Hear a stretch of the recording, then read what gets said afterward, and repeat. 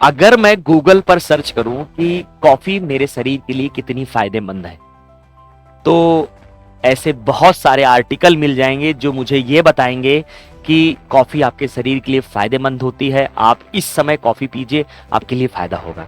लेकिन अगर मैं इसी बात को रिवर्स कर दूं और मैं ये सर्च करूं कि कॉफी जो है हमारे शरीर के लिए कितना नुकसानदायक है, तो ऐसे जब मैं गूगल पर सर्च करूंगा तो मुझे ऐसे हजारों आर्टिकल मिलेंगे जो ये मुझे बताएंगे कि कॉफी जो है हमारे शरीर के लिए नुकसानदायक है, इससे ये होता है, दुनिया भर की चीजें होती हैं।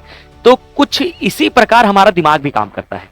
जब हम अपने बुरे विचार, या हम बोलें कि जैसे हम पढ़ाई कर रहे हैं, नीट के लिए पढ़ाई कर रहे हैं, तो हम कभी फेलियर होने के सोच को अगर हम उजागर कर रहे हैं तो हमारे दिमाग में भी फेल होने के बहुत सारे विचार आने लगे हैं।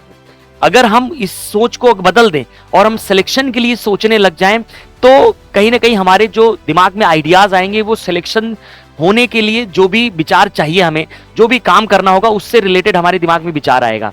यानी कि सबसे बड़ा जो रोल है वो माइंड सेट का है। अगर हम पॉजिटिव सोचते हैं तो पॉजिटिव विचार आते हैं, अगर हम निगेटिव सोचते हैं तो निगेटिव विचार आते हैं। हम पढ़ाई तो कर रहे हैं, लेकिन हम कभी, बहुत कम बच्चे होते हैं जो टॉप रैंक लाने की सोचते हैं, क्योंकि जब वो सोच ही नहीं रहे हैं तो उनकी रैंक आएगी कैसे, है ना। अगर माइंडसेट आपका अच्छा होगा तो आपकी जो शरीर है उसी हिसाब से आपका काम करेगा, और अगर शरीर अच्छे से काम करेगा यानी अच्छे से पढ़ाई हो रही तो आपका आउटपुट अच्छा होगा, अगर आउटपुट अच्छा होगा तो आपका सिलेक्शन भी सुनिश्चित होगा। तो कुल मिला के आपको सिर्फ काम करना है माइंडसेट पर। अगर आप अच्छा सोचेंगे, यानी आप सिलेक्शन के लिए सोचेंगे, आप टॉपर बनने के लिए सोचेंगे, आप रैंक लाने के लिए सोचेंगे, तभी आपका दिमाग जो है उससे रिलेटेड आइडियाज शो करेगा आपके लिए। लेकिन जब आप सोचेंगे नहीं तो कोई बात ही नहीं है, फिर आप पढ़ते रहिए, सिलेक्शन होगा ही नहीं।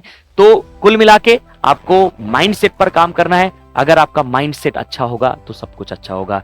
तो आई होप आपको समझ में आ गया होगा, ये आपकी थोड़ी बहुत मदद करेगा वीडियो। तो मिलते हैं नेक्स्ट वीडियो में। Thank you so much.